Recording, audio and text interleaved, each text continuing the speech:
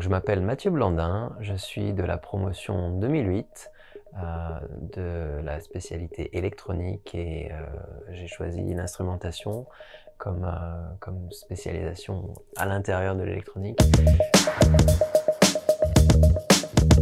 Pourquoi l'ENSICAN? Alors, effectivement, c'était un choix très important dans la vie. Moi, mon parcours, pour remonter un petit peu, c'est que j'ai pas le cursus typique des gens qui sont arrivés à l'ENSICAN. J'ai fait une année de classe préparatoire, donc la fameuse maths sup, comme on l'appelait à l'époque, et ça n'a pas marché pour moi. Je n'y suis pas retrouvé et j'ai intégré l'université en deuxième année de DUG à l'époque suite à ça.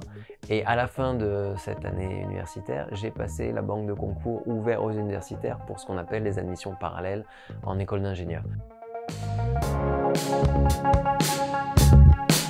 Alors, mon parcours professionnel, je pense, est assez atypique.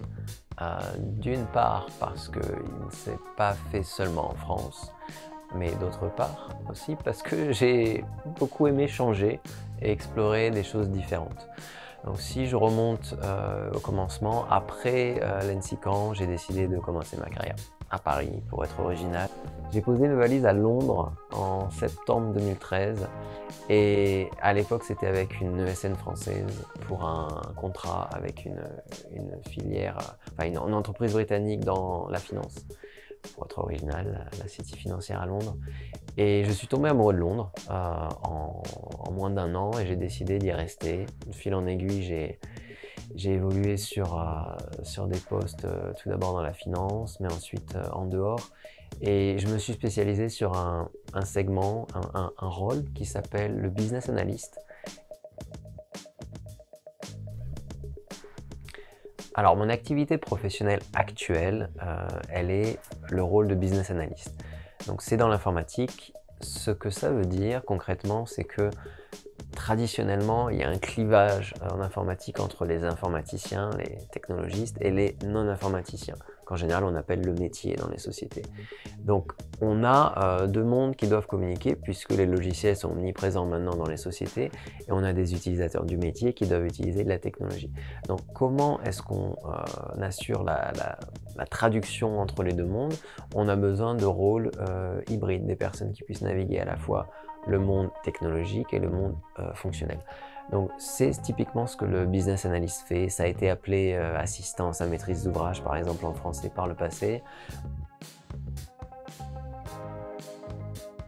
Donc les conseils que j'ai envie de vous donner, vous qui êtes un peu plus jeune, c'est de vous dire, voilà, donnez-vous l'opportunité d'aller explorer des choses. Je parlais d'expatriation un peu plus tôt.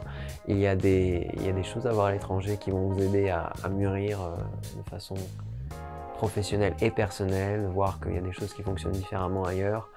Et en fait, ça vous aide à situer votre existence, votre expérience en tant que Français en France, puisqu'on est dans un monde globalisé, un monde de plus en plus interdépendant et on a besoin de travailler ensemble de façon globale, ne serait-ce que voilà, l'Union européenne avec toute la diversité des langues parlées, des cultures.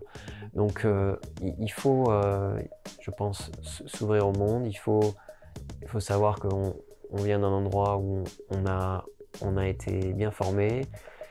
Il faut sans doute être humble, se donner le temps de rentrer dans les sujets, d'aller comprendre comment les choses fonctionnent et être patient.